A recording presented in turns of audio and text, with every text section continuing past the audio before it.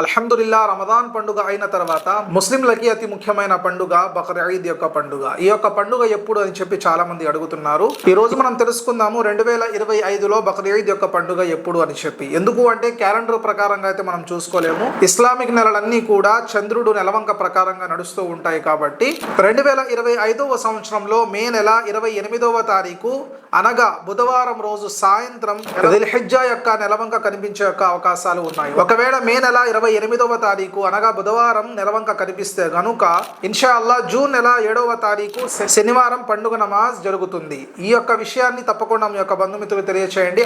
అదేవిధంగా బక్రీద్ పండుగ ఎలా జరుపుకోవాలి, బక్రీద్ పండుగకి మనం చేయవలసిన పనులు ఏమిటి, కుర్బానీ ఎలా ఇవ్వాలి, ఎవరి పేరు మీద ఇవ్వాలి, మొదటిసారి కుర్బానీ ఎలా ఇవ్వాలి, ఇవన్నీ కూడా ఇన్షా అల్లా మన యొక్క ఛానల్లో వీడియోస్ వస్తూ ఉంటాయి.